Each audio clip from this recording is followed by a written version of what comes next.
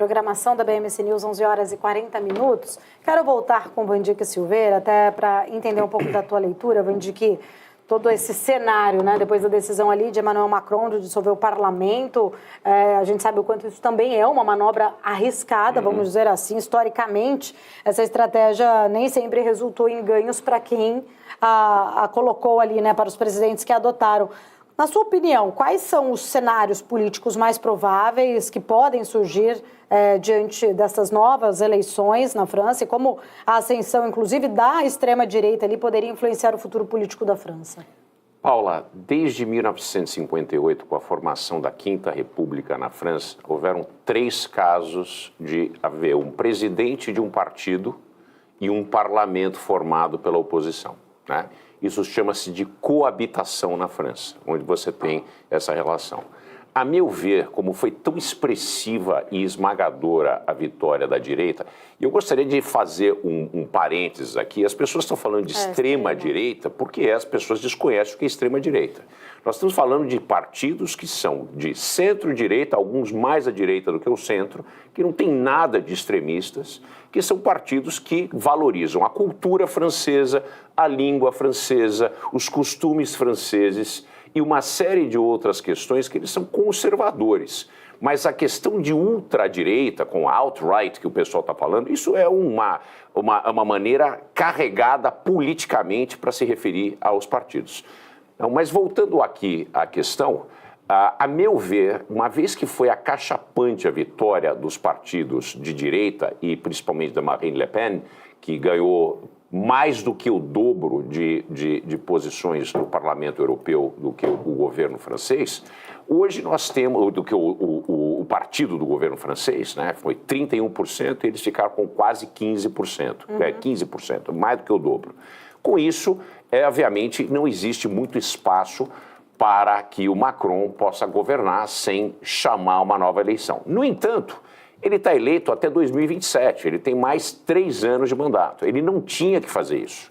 Só que ele gostaria de mandar um recado para a direita, né, de que se ele chamar uma eleição, aquilo que aconteceu como um voto de vingança ou um voto de protesto no Parlamento Europeu, que é uma coisa que acontece, uma vez que os europeus não veem diretamente que o voto no parlamento impacta diretamente no país, mas tem impacto sim, né? Então, normalmente, eles são mais radicais no voto para o Parlamento Europeu. No entanto, a mensagem acertou o Macron em cheio e ele quer mostrar para o seu público que tem o poder político que costumava ter, apesar da baixíssima aprovação do seu mandato e do seu governo. O que acontece, então? A perspectiva que eu tenho é que o Macron fez uma aposta que vai estourar na mão dele, né? Nós vamos ter, provavelmente, a 4ª formação de um governo de coabitação.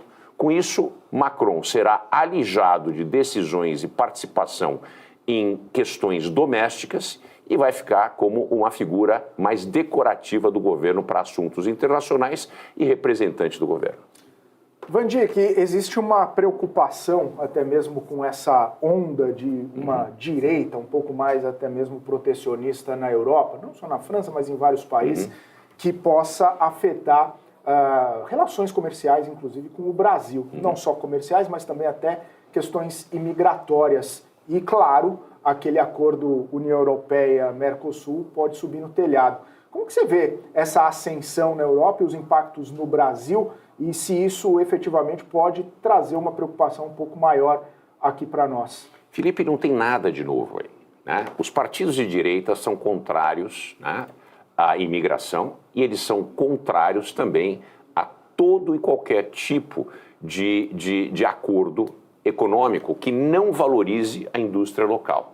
É exatamente a posição da esquerda, que sempre foi contrário por razões diferentes ao acordo Brasil-Mercosul, e eu gostaria de trazer aqui de novo algo que eu já disse. O acordo Brasil-Mercosul, aliás, União Europeia-Mercosul, subiu no telhado e caiu, ele está morto, ele não vai acontecer. Não existe como o Brasil entrar num acordo desse cedendo o que o Parlamento Europeu demanda. E não existe como o Brasil entrar nessa relação, o Mercosul, mas o Brasil é o país mais importante, sem ter todos os tipos de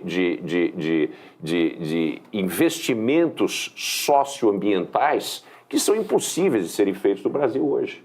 Quer dizer, isso em si já é uma razão que o acordo implodiu, por razões diferentes para os dois lados do espectro, para a esquerda e para a direita. A única diferença entre os dois é a questão imigratória, que é algo que tem que ser feito realmente na Europa. Né? Chega, né? Eu morei muitos anos na Europa, eu sou cidadão italiano, assisti isso de perto e é impossível o que está acontecendo na Europa com a perda de valores europeus, da língua europeia e principalmente a questão com o Islã. O Islã está tomando conta da Europa, não estou sendo...